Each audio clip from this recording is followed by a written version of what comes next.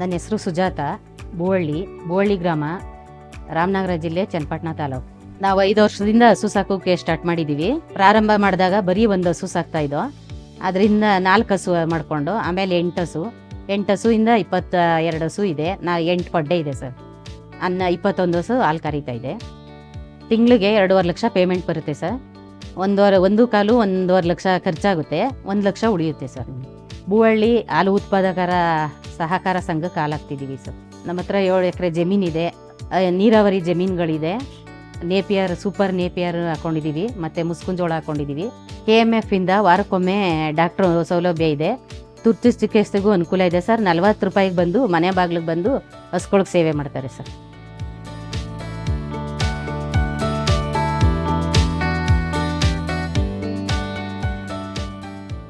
Sir, ನಮಗೆ ಹುಲ್ cut ಮಾಡೋ ಮಿಷಿನ್ ಕೊಟ್ಟಿದ್ದಾರೆ, ಆಲ್ಕರಿ ಯಂತ್ರ ಕೊಟ್ಟಿದ್ದಾರೆ, ರಬ್ಬರ್ ಮ್ಯಾಟ್ಗಳಿದೆ.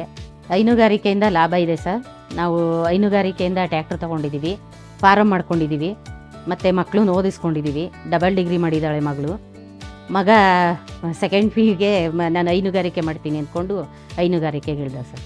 2022-23ರಲ್ಲಿ ಗುಜರಾತ್ನಲ್ಲಿ ನನಗೆ ನ್ಯಾಷನಲ್ ಅವಾರ್ಡು ಮತ್ತು ಪ್ರಶಸ್ತಿ ಪತ್ರ ಕೊಟ್ಟಿದ್ದಾರೆ. ಅತ್ಯುತ್ತಮ ಮಹಿಳಾ ಹಾಲು ಉತ್ಪಾದಕರು ಅಂತೇಳಿ ನನಗೆ ಅವಾರ್ಡ್ ಕೊಟ್ಟಿದ್ದಾರೆ ಸರ್. ಅವಾರ್ಡ್ ಸಿಕ್ಕಿದ್ದು ನಮ್ಗೆ ತುಂಬ ಖುಷಿ ಆಯಿತು ಸರ್. ಹೈನುಗಾರಿಕೆಯಿಂದ ಲಾಭದಾಯಕ ಅನ್ನಿಸ್ತಾ ಇದೆ ಸರ್. ಹೊಸ್ದಾಗಿ ಹೈನುಗಾರಿಕೆ ಮಾಡುವವರಿಗೆ ಅನುಕೂಲ ಇದೆ, ಮಾಡ್ಬೋದು. ಜಮೀನಲ್ಲಿ ಸ್ವಂತ ನೇಪಿಯರ್ ಹುಲ್ಲು ಹಾಕೋಬೇಕು, ಫೀಡು ಚೆನ್ನಾಗಿ ಕೊಡಬೇಕು, ಮತ್ತು ಆರೋಗ್ಯವಾಗಿ ನೋಡ್ಕೋಬೇಕು, ಮೇಯ್ನು ಸ್ವಚ್ಛತೆ ಕಾಪಾಡ್ಕೋಬೇಕು ಸರ್.